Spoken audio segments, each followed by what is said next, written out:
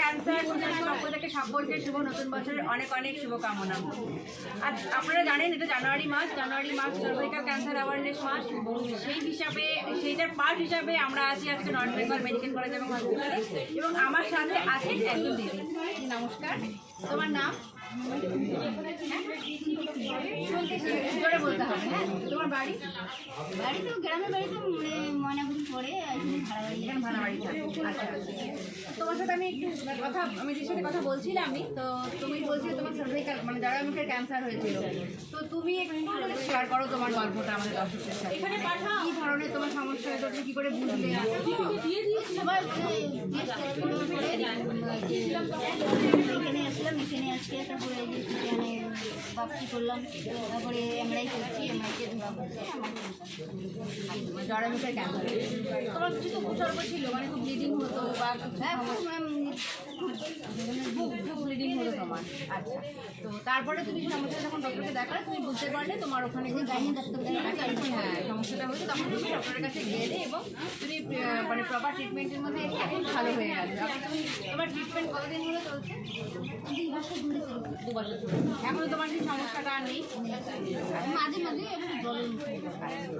তো আমি যেটা আমরা সবসময় বলে থাকি যে দর্শকদের সাথে আমাদের একটাই কথা বলার কথা বলে যে সার্ভাইকাল ক্যান্সার, জরায়ুমুখের ক্যান্সার, এর কিছু কিছু উপসর্গ রয়েছে।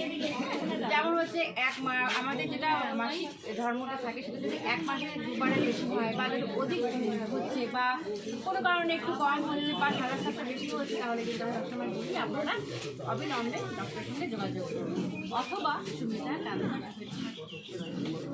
আজকে যে জিনিস থেকে আমি প্রবলেমটা শুনছিলাম, যে শুনে আমার সেই জিনিসটা মনে হয়েছিল যে এই কথাটা আমরা কিন্তু বারবার বলে থাকি, যে যাতে করে হচ্ছে কোনো দেখো আমাদের যখন শরীর হবে আছে তখন কিন্তু বিভিন্ন রকমের প্রবলেম আমাদের হতেই পারে, আসতেই পারে, কিন্তু সেটা নিয়ে যে আমি বসে থাকি, সেটা যদি আমি শুকিয়ে গিয়ে এসে করে থাকি, ডাক্তারের কাছে না যাই, তাহলে কিন্তু অনেক বড় কিছু আমরা ধারণ করতে পারি।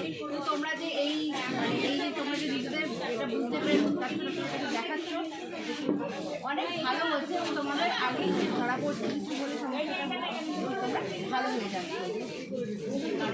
আজকে কিন্তু তুমি এখানে আমাদের নতুন এসেছো, তোমার কাছে কিছু খাবার তুলে দেওয়া হয়েছে, আশা করি খাবারগুলো তুমি খাবে এবং খুব তাড়াতাড়ি আরোগ্য লাভ করবে। তো তোমার আজকে এখানে কেমন লাগছে? ভালো লাগছে? খাবারটা হাতে পেয়ে কেমন লাগছে? তো আশা করি তুমি একদম সুস্থই হয়ে গেছো, তোমাকে আমার দেখেই মনে হচ্ছে সুস্থ হয়ে গেছে, এবং আগামী দিনে তুমি আরও তাড়াতাড়ি আরোগ্য লাভ করো, এটাই আমাদের ভগবানের কাছে কামনা।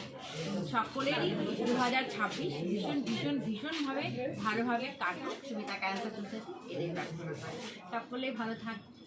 এবং আর যেটা ইম্পর্টেন্ট কথা, জানুয়ারি মাসটা কিন্তু আমি বারবার বলছি সার্ভাইকাল ক্যান্সার অ্যাওয়ারনেস মাস।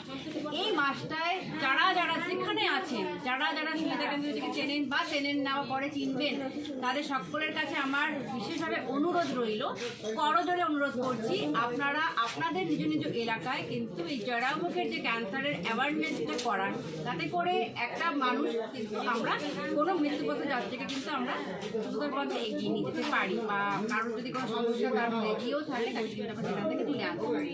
তো সেটা কিন্তু তখনই সম্ভব যখন আমরা এই এলাকায় এলাকায় অ্যাওয়ারনেসগুলো করে তুলতে পারবো।